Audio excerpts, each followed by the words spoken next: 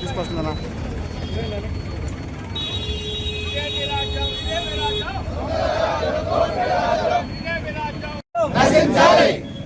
వెన్నుపోటు ప్రభుత్వం నశించాలి, వెన్నుపోటు ప్రభుత్వం నశించాలి, వెన్నుపోటు ప్రభుత్వం నశించాలి. డౌన్ డౌన్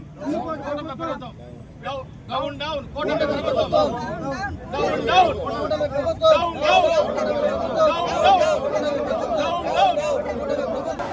గౌరవ మాజీ ముఖ్యమంత్రి అయినటువంటి జగన్మోహన్ రెడ్డి నిర్ణయం ప్రకారం ఈనాటి ప్రభుత్వం అనేక మోసపూరితమైన హామీలు ఇచ్చి 6 హామీలని అబద్ధాలు చెప్పి ప్రభుత్వంలోకి రావడం జరిగింది.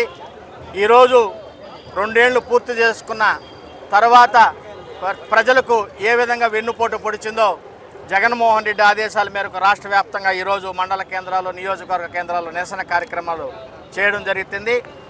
అందులో భాగంగా వాళ్ళు ఇచ్చిన హామీలు ఒకసారి మీకు అందరికి కూడా వినిపిస్తాను. వాళ్ళు 6 గ్యారెంటీలని చెప్పి అన్నింటినీ కూడా తుంగలో దొక్కి రాష్ట్ర ప్రజలను అత్యంత హీన దశకి చేర్చడం జరిగింది.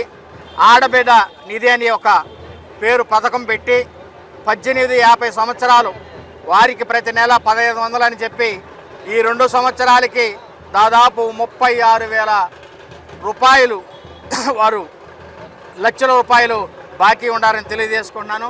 అలాగే ఈ రాష్ట్రంలో ఉన్న నిరుద్యోగ యువతకి ప్రతి ఒక్కరికి కూడా నెల 3,000 రూపాయలు ఇస్తామని చెప్పి ఏడాదికి ఇవ్వాల్సింది 36,000 కోట్ల రూపాయలు అయితే 2 ఏళ్లకు కలిపి 72 కోట్ల రూపాయలు ఇంతవరకు కూడా చెల్లించకపోవడం మరి ఈ రాష్ట్రంలో ఉన్న నిరుద్యోగ యువకులందరూ కూడా ఆలోచించాలి. అలాగే 50 ఏళ్ళకి బీసీ, ఎస్టీ, మైనార్టీ మహిళలకైతేనేమి పురుషులకైతేనేమి 4,000 పెన్షన్ మంజూరు చేస్తామన్నాడు.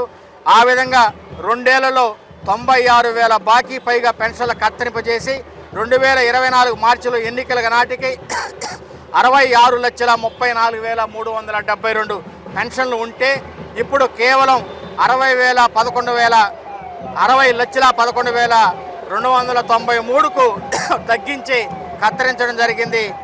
ప్రతి నెల 25,000 పెన్షన్లు మరి పెన్షన్దారులకు తెలియకుండా తీసివేస్తూ ఈ విధంగా చెప్పుకుంటూ పోతే అనేక మోసాలు చేసి ఈ రాష్ట్రాన్ని దగాలు పాలు చేస్తున్న ఈ కూటమి ప్రభుత్వానికి బుద్ధి రావాలని తెలియజేసుకుంటూ, అలాగే అమరావతిలో లక్షల కోట్లు తీసుకొచ్చి పెట్టుబడి పెట్టి ఆ అప్పునంతా కూడా రాష్ట్రానికంతా ఆపాదించి అక్కడ వారు దాదాపు వాళ్ళ అనుయాయులు, వాళ్ళ కులస్తులు భూముల మీద 1,000 కోట్లు పెట్టి రాజధానిని అప్పు చేయడం జరిగింది.